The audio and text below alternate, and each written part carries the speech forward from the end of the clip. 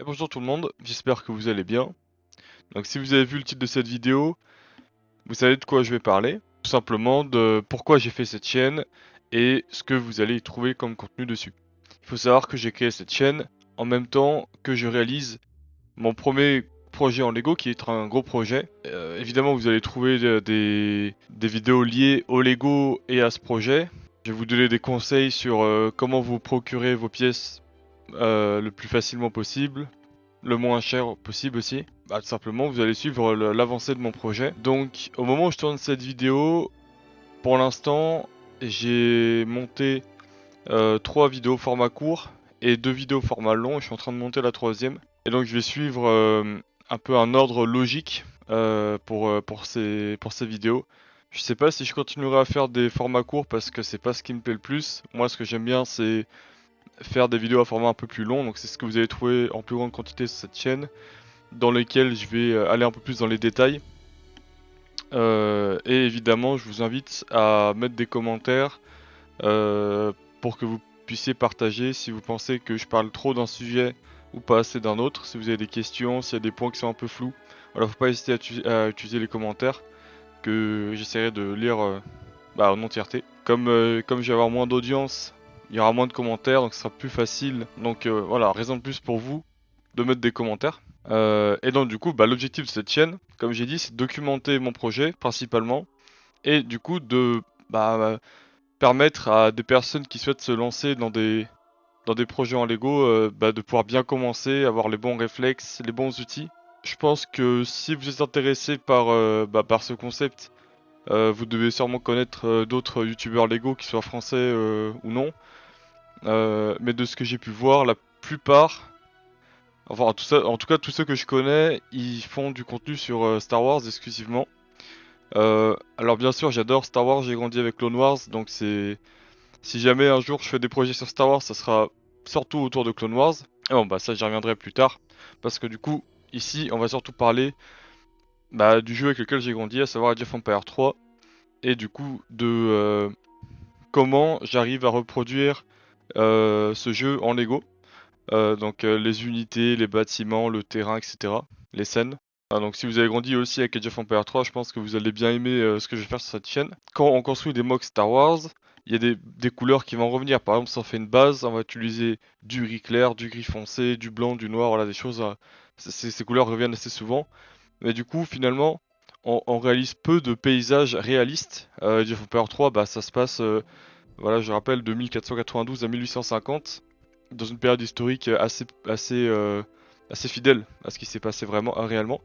Donc les paysages, on va retrouver des paysages réalistes. Donc on va retrouver des sapins, enfin voilà, on va retrouver des arbres qui existent vraiment, une flore et une faune qui existent vraiment, voilà, un terrain qui existe vraiment. Donc de ce point de vue-là, si je peux vous donner des conseils sur comment je réalise mes décors, alors il y en a certains que j'ai designé moi-même, mais il y en a certains dont je me suis inspiré sur internet. À chaque fois, évidemment, que je m'inspire d'un design, je mettrai le créateur dans la description, c'est la moindre des choses. Voilà, pour lui donner du crédit. Et aussi, si je peux vous expliquer comment, à partir des figurines Lego, je peux faire des figurines proches du jeu. Voilà, ça c'est quelque chose qui prend beaucoup de temps parce que évidemment Lego ils ont pas sorti beaucoup de figurines à cette époque-là. Alors le thème qui s'en rapproche le plus, ça serait le thème pirate. Il y a des unités dans le jeu où on peut utiliser ces red coats et ces blue coats, mais c'est assez limitant. Et si vous avez joué au jeu, euh, vous savez qu'il existe plein d'autres unités comme les bellicistes, les hussards, etc. Et ça, c'est des unités pour les reproduire. Voilà, il faut réfléchir à quelle pièce de figurines on peut détourner pour arriver à reproduire ces modèles. Donc voilà, pour conclure, si vous êtes fan d'histoire comme moi, et surtout de cette période, et que vous aimez bien le Lego, et même peut-être Age of Empires 3, parce qu'on est quand même nombreux à avoir grandi avec, je vous invite à vous abonner pour ne pas rater du coup les sorties de vidéos et l'avancée du projet. Peut-être même que ça peut m'arriver de bloquer sur un point où du coup je vous demande dans une vidéo, voilà, là je suis en train de designer tel bâtiment, j'arrive pas à reproduire cette partie du bâtiment du jeu en Lego. Est-ce que vous connaissez des techniques ou des pièces qui me permettraient d'y arriver? Et là, bah, du coup, si vous avez une expertise en Lego, bah, vous pouvez m'en faire part dans les commentaires. Donc ça va être un peu un projet communautaire dans le sens où vous allez peut-être m'aider à me donner des techniques. Parce que voilà, je suis pas un expert. Ensuite, si vous avez des suggestions de, bah, je sais pas si vous voulez que un thème que j'ai pas du tout abordé, bah, n'hésitez pas à me le dire en commentaire. Et si ça nécessite une vidéo entière pour pouvoir parler pleinement du sujet, et là si vous êtes assez nombreux à en vouloir une, bah, j'en ferai une. Ou par exemple, je sais pas, vous voulez que je fasse une vidéo sur comment je me suis procuré tel type de pièces, ou alors comment utiliser Bricklink, qui est le site que j'utilise le plus pour acheter des Lego, ou le Pick-a-Brick. Bon, pour l'instant, le montage des vidéos il sera assez sommaire, hein, voilà, le but c'est que ce soit assez dynamique, mais je vais pas non plus y passer trop de temps parce que bah j'ai autre chose à faire à côté. Donc déjà bah en soi le projet de Lego prend du temps. Il faut donc comme j'ai dit déjà designer les bâtiments, ça prend beaucoup d'heures. Surtout si on veut essayer d'être le plus fidèle possible au jeu. Ensuite on peut pas utiliser toutes les pièces parce qu'il y a des pièces qui sont disponibles du coup dans le logiciel mais qui coûtent cher ou qui sont rares. Et donc il faut faire un peu des compromis. Pareil du coup pour les... Ça c'est surtout une situation qu'on rencontre quand on fait des figurines. Par exemple, il y a un figurine, je me suis dit, bon bah, je vais utiliser le corps de...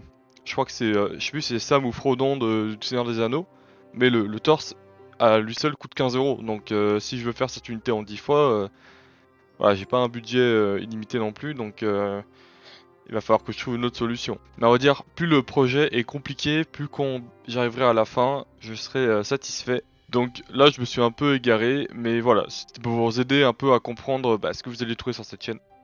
Donc si j'ai su vous convaincre, eh ben, n'hésitez pas à vous abonner, à activer les notifications, comme ça vous êtes averti de la sortie d'une nouvelle vidéo.